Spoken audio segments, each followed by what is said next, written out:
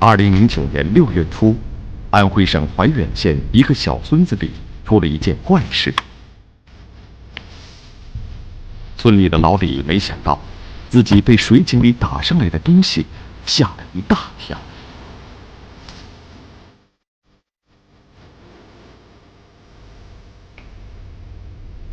怎么回事啊？这样呀？就在这里面发现了啊，打水发现了，发现了什么东西？发现那个骨头，就是在这里。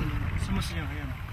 报案的群众讲呢，是当时呢，他是从这个基井里打水来灌溉自家的园地的。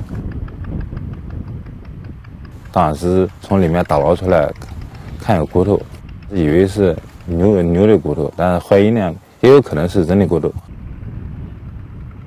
法医在现场一看到这块奇怪的骨头，根据多年的专业经验，马上做出了确定的结论。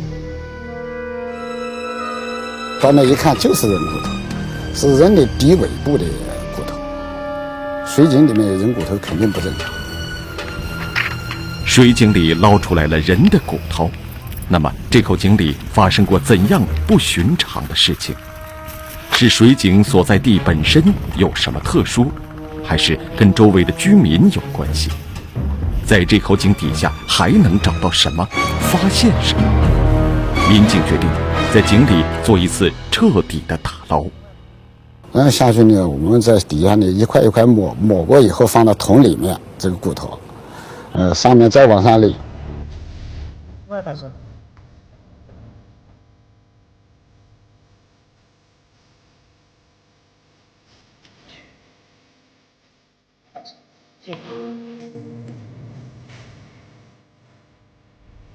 骨头一点一点的找过去，一点一点的对接。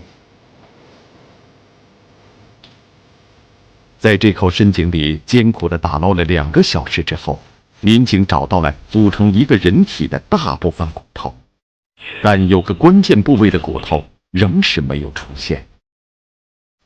最后你剩了一块颅骨，我一直没找到。这副白骨竟然是没有头颅的，他的头骨又埋藏在哪里呢？法医冒着恶臭的气味，继续在井中摸索寻找。在翻起几块大石头之后，终于发现了颅骨。这名死者因为什么丢了性命？民警在现场对尸骨进行了初步的勘验。根据他的颅骨和骨盆推断呢，这是一个男性尸体，身高在1.7米左右，推断呢他的年龄在30左右。死亡时间呢，然后根据他这个在井下腐败程度，应该是在2年以上。事情的发生早在2年之前，拖到现在，调查与破案就有了相当的难度。而且这一口捞出白骨的老井，周围的环境也很怪异。老井所在的村子荒无人烟，只剩下一片片残破的房子。当时我们赶到现场过以后，我进入现场第一感觉，这个村到底怎么了？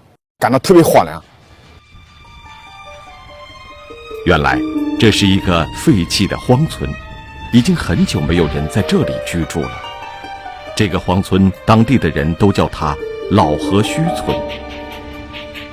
老河虚村是在淮河岸边的金山湖蓄洪区里，这里地势低洼，每年汛期洪水一来，这地方就不能住人了，村民都要搬到淮河大坝上。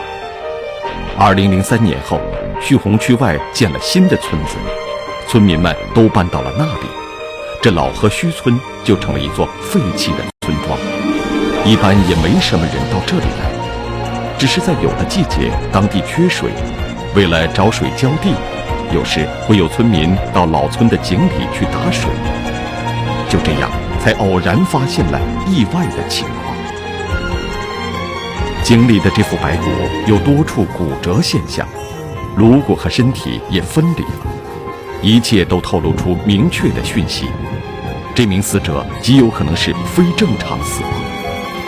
进一步的勘查中，继续发现了更多的疑点。这些骨头啊，包括肋骨、这个四肢骨、下颌骨都有这个碳化。什么叫碳化呢？就是讲木炭一样，它烧过的，被焚烧过。颅骨上面有很多这个骨折的情况，应该是头部遭到钝性暴力的打击。颈下呢，与尸体在一块呢有这个尼龙绳，还有马宝的碎片，所以讲结合这些情况，完全可以断定是一起这个杀人案件。骨折、焚烧过的痕迹、尼龙绳、麻袋，充分的证据都指向一个方向：谋杀。根据这些情况，可以推断，被害的这名男子头部曾遭到重击，造成致命伤。凶手作案后焚烧尸体，毁尸灭迹不成，最后又将遗骸装入麻袋中捆绑，扔进了废弃的老井。凶手想用这口荒村中的老井永远埋藏自己的罪恶，没想到在2年之后，一切最终还是暴露在光天化日之下。这个人被害应该有2年多的时间，2年多的时间，我们在当地，因为这2年吧，命案是100%的破了，我们不掌握这个案件，所以我们认为是一个隐案。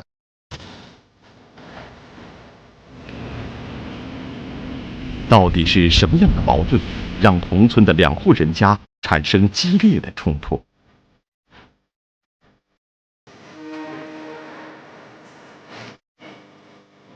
你这个公开的秘密，周围村庄都知道。家庭矛盾、情感纠纷，仇恨愈演愈烈。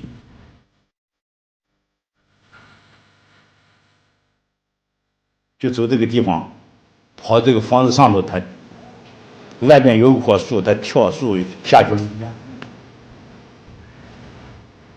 深井灭情，天网栏目正在播出。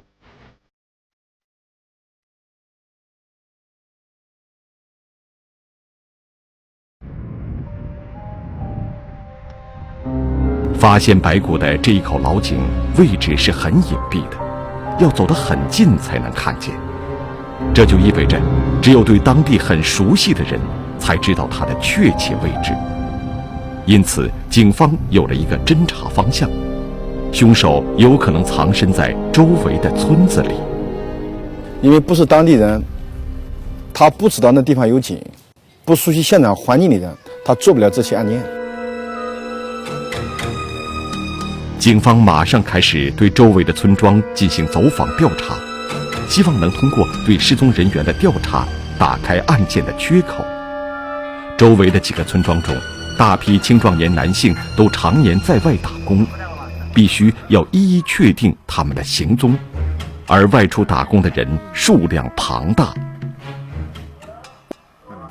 打工的人太多，你要一户一户的要过，对，所以说这工作量太大。广泛排查的同时，民警还到当地的派出所了解情况。一件早年的纠纷引起了他们特别的注意。一个叫贺清伟的村民，曾经和同村的朱家有过一次激烈的冲突。贺启伟呢曾经持刀将这个朱家强的儿子的胳膊给他砍断过的。砍断过之后呢，从那之后呢，贺启伟就一直在外面也跑了有1-2年的时间。后来回来过之后呢，以3万5千块钱把这件事情调解过了。究竟是什么样的矛盾，让贺朱2家爆发了这么激烈的冲突呢？民警向同村的村民打听，可是，一问到这件事情，很多村民都遮遮掩掩，不愿意多说什么。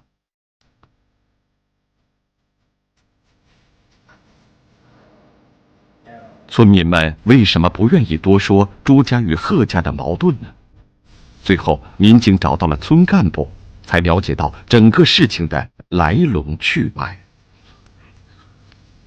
这贺启伟，他家属叫王明。我们通过这个村里面的村干部摸排呢，这个王明呢，跟这个贺启伟呢，两个夫妻关系一直不好。王敏呢，在当地那个村长得很漂亮，何启伟好赌博，所以因为赌博啊，家里很穷。朱家强的那个时候呢，是跑车做运输生意，手里有钱，所以呢，他给王敏两个呢，就是勾搭到一起了。因为这个公开的秘密，周围群众都知道，就朱家强和王敏他俩有奸情，有好几年了，大家都知道，都心照不宣。常年在外跑运输的贺清伟，起初并没有发现妻子王敏已经背叛了夫妻感情，可是渐渐的，做丈夫的终于觉察了种种的蹊跷，他开始警觉了。这个王敏呢就打电话问呢，就是俺这个侄子，你在什么地方呢？他估计呢不在很远，他得讲我在哪个地方哪个地方。他来的时候呢，当时就搁朱家强呢，在这个位置就逮到了。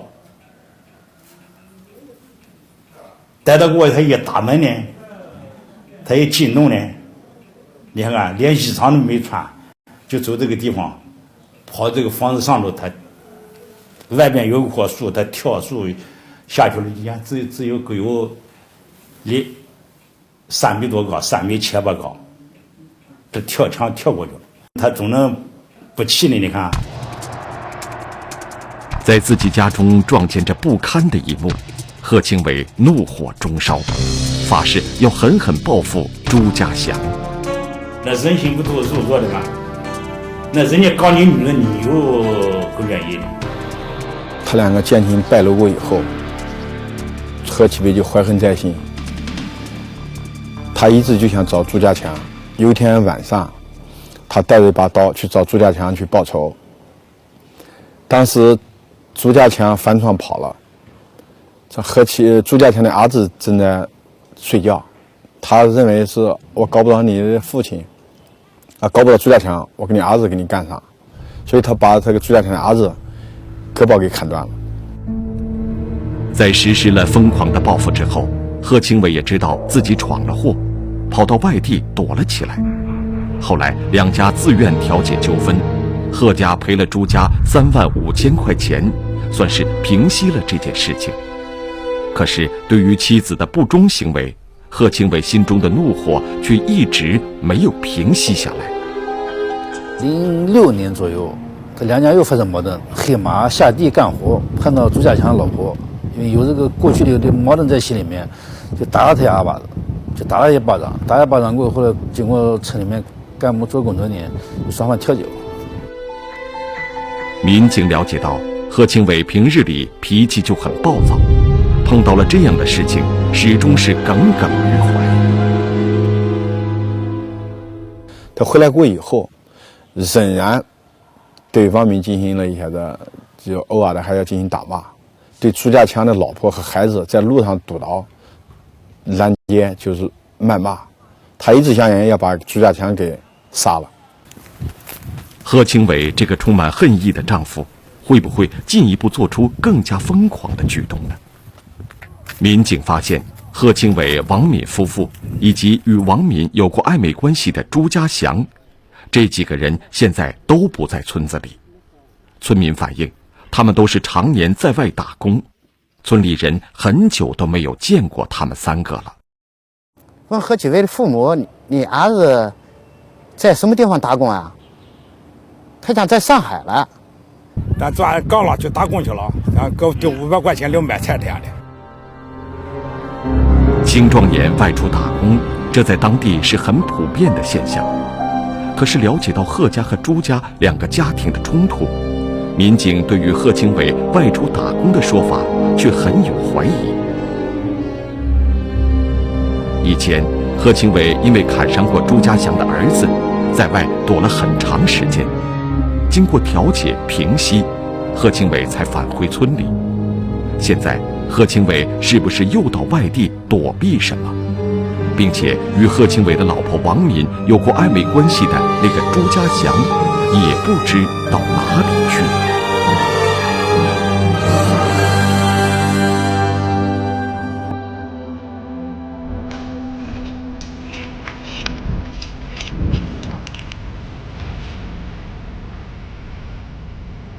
深井中的无名白骨到底是谁？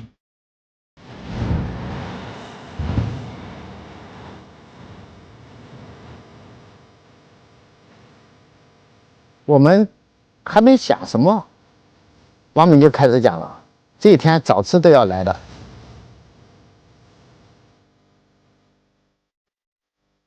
是什么让一场情感纠葛引发恶果？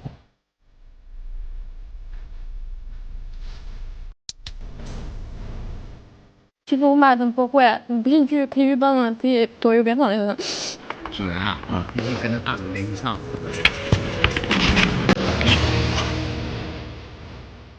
深井孽情，天网栏目正在播出。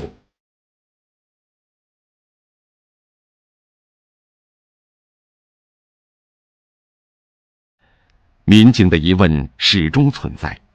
贺清伟曾经放话要报复朱家祥，他的离开难道真是去外地打工这么简单吗？而在了解情况中，一个细节让民警又产生了新的困惑。平时也没打电话过来这么长时间。没打过。过年王敏都在家过年？没有。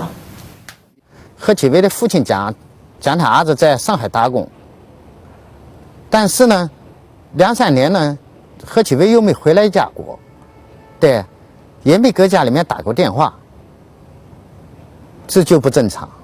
他讲你，他去打工去了，讲你，然后你管个500块钱，管300，他留200，讲你。具体到什么地方去了？周围的这些的群众，包括的贺启伟家旁边的邻居，还有这个贺启伟的父母呢，也都搞不清楚。只有讲都是听王敏一个人讲的。王敏呢，就一直给他的公公婆婆说，贺启伟去打工了。我过这个事呢，我无奈了，我对哪个方向去了呢？他要上黄安去了，俺也不知道哪黄安，可咋了？他要上黄安，但干保卫去了呀，这把媳妇讲的，知道的。王敏，又是王敏，这个女人到底隐藏着什么秘密？就在贺家了解情况的时候，民警发现，在贺清伟、王敏夫妇卧室的屋顶和墙壁上，有很多奇怪的墨汁痕迹。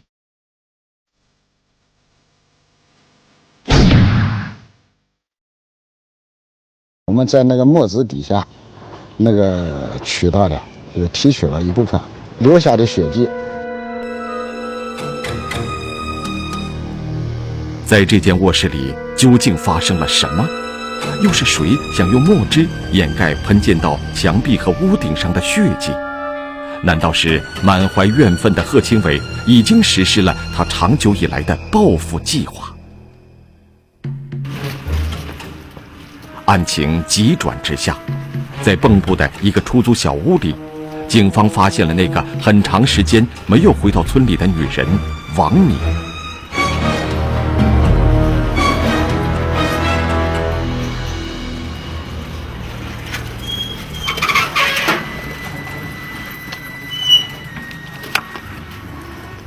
王敏住的那个房子呢，大门是从里面锁上的，而且大门的这个外面封闭的非常好。2楼啊，刚才居委会的那个主人啊，已经跟那2楼联系上了。我们到2楼那家，从2楼翻下去。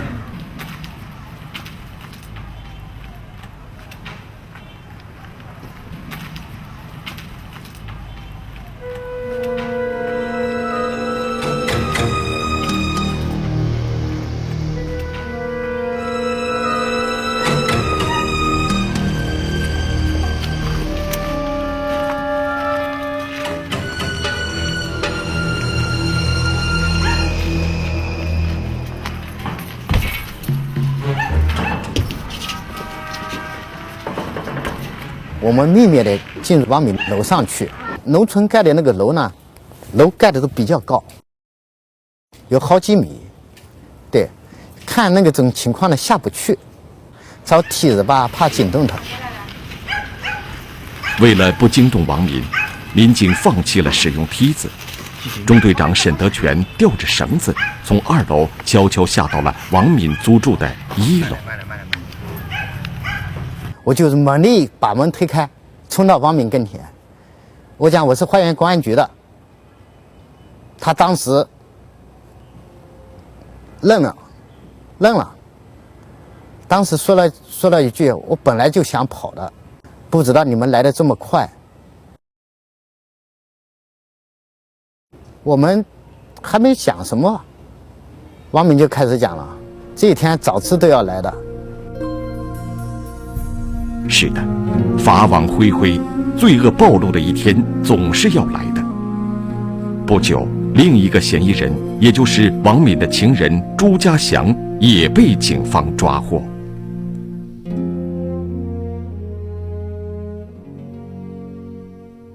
是的，有些人家某或者这也是有一种怨我，就是以后的事，就是讲他跟我分开的时候也怨我自己。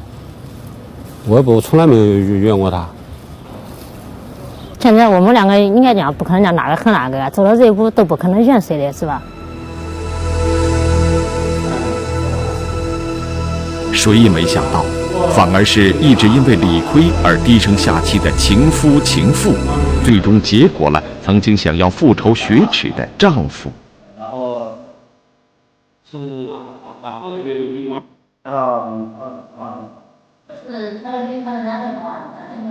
警中发现的白骨，正是被朱家祥和王敏合谋杀害的贺经纬。变性了，这几年变性了，他处不好了。俺孩子再喝点不管劲了，他跟他俩弄啥呢？他够奸夫害本夫了。白发人送黑发人，贺经纬的父母不知如何面对这个残酷的事实。而当得知自己的儿子竟然是被儿媳妇和他的情人所害，老人更是难以抑制自己的悲愤，一再要求严惩凶手。可是，在这个悲剧的家庭里，却还有一个人一直在为王敏说话。然后他就那个，其实我妈人不坏，你不信去可以问问这些多有变化的人，我妈人好。一个女儿眼中的好妈妈，为什么会背叛家庭、背叛感情，和情夫一起杀害自己的丈夫？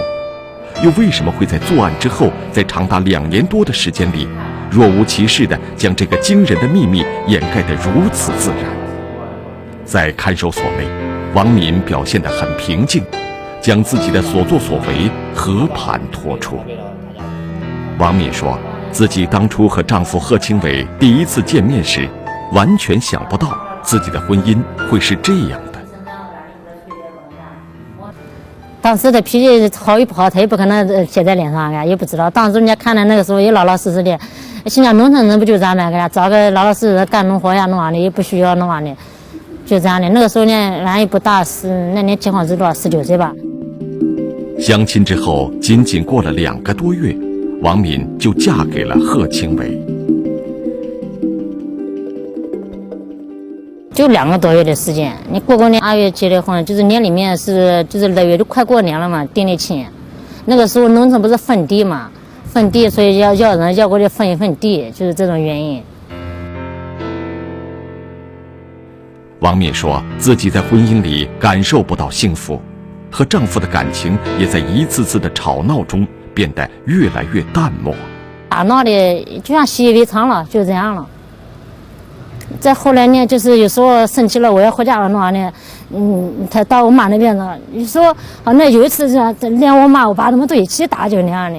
我虽然常年恨的我，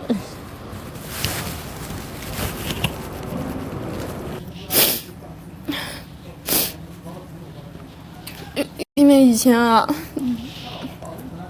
因为我妈经常被我爸打，然后就是以前不是到那个温州去打工嘛，以前去过温州，也去过广州的呀。然后就是我妈每天去上班，然后就是下班回来了，然后我爸就打他弄的，就是这样的。然后在家里面的时候也是的呀。到底是什么原因让她最终对自己的丈夫痛下杀手？感情的话，确实时间长了有感情。只要看到他人，哪怕下地看到那就让我打。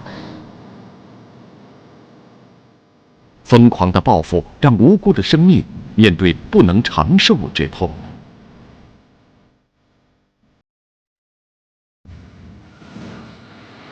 哪里孩子哪个不现在都想搞的这样？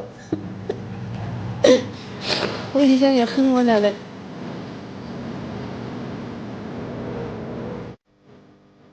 深井灭情，天网栏目正在播出。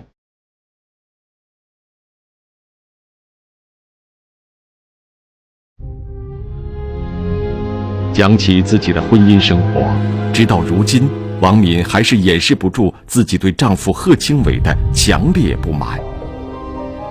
嫁给他也10几年了，你看连小女孩都18岁了，他就根本没拿当真。你我也不讲个，人家女人个嫁汉就等于给农村人不就这样买个了，他根本就不拿当回事。你看他在家里面，人家不都给起个叫什么皇上，就是讲一切什么事都是他说了算，就是那样的。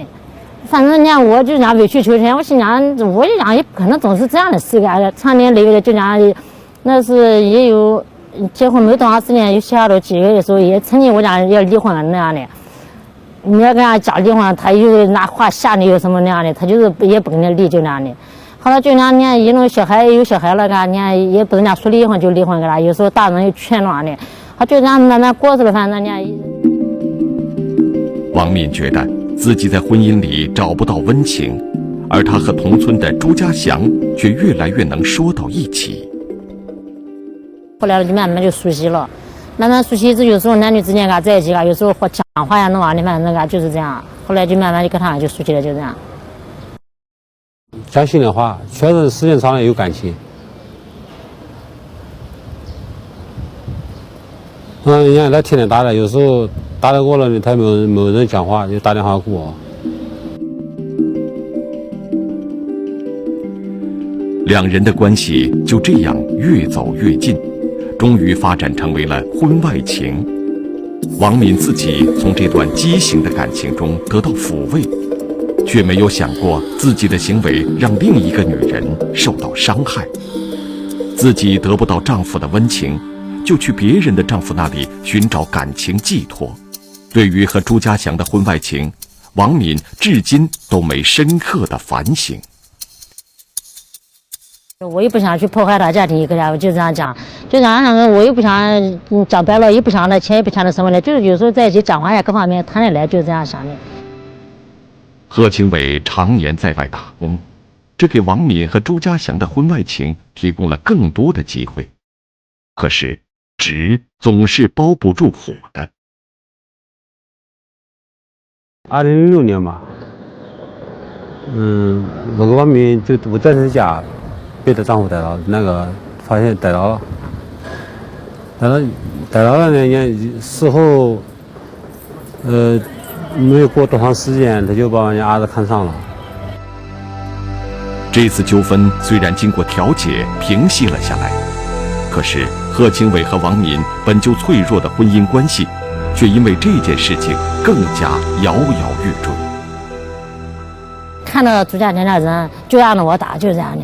人家都是本庄的，人家总能看不到你，只要看到他人，哪怕下地看到那就让着我打。我说你无缘无故的话，你这样子熬的哪天呢？在这样的吵闹中，王敏心中的恨意一天天积攒着，越来越多，终于冲破了理性的阀门。那日子也没办法就过下去了，他3天2头的就是这样跟他闹了，就是这样的。我跟王敏来讲呢，我怕要么给他搞死了，就像那样讲的。当时送那个也没办法，就买点安眠药，他给他吃过以后，打电话给我过去的。那天，丈夫贺清伟怎么也不会想到，妻子王敏在自己吃的面条里下了安眠药。面对朝夕相处的丈夫，王敏那时没有一丝的怜悯。当药性发作，贺清伟昏昏睡去之后，一场惨剧就这么发生了。看去了就那心里就是这样想的，去了就想把他搞死的，当然就是打2棍。行凶后留下的血迹喷溅到了屋顶和墙壁上，被王敏涂上了墨汁掩盖。当时那天晚上出过事以后，第2天早上，他妈就问我就讲了出去打工去了，他家人也就相信了。王敏的谎言骗过了自己的公婆，2位老人怎么也不会想到，就在昨夜，就在自己隔壁的屋里，儿子已经被杀害。之后，王敏和朱家祥2人又焚烧尸体，毁尸灭迹，最后将被害人贺清伟的遗骸丢弃到了荒村的废井中。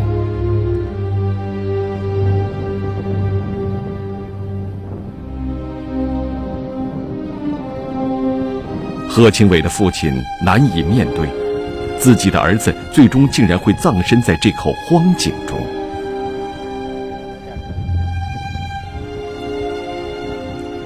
贺清伟的母亲始终不愿相信这个残酷的事实。70多岁的老人常常在大门边一坐就是几个小时，好像这样就能把儿子等回来。哪里还是哪个不现在中间考虑的呀？哪能过个一天到晚的？王敏也是当妈妈的人，做出这一疯狂举动的时候，可曾想到自己的行为会给这个家庭，会给孩子造成多大的伤害？父亲被害，凶手竟然是自己的亲生母亲。残酷的现实就这样永远烙在了孩子的心里。我以前也恨过他的，但是想想，我现在想想，因为我爸已经没有了，我主要是自己考虑到那些东西，对我来讲我已经不需要什么东西了，我主要是考虑到我弟弟。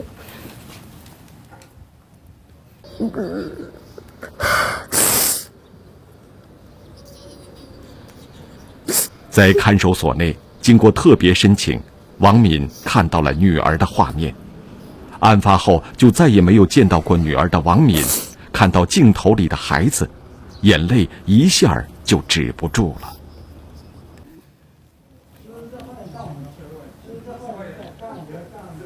我现在没有爸爸了，我想要个妈妈，因为以后我弟弟还小，我爷爷奶奶已经也大了，以后没有人能管他了。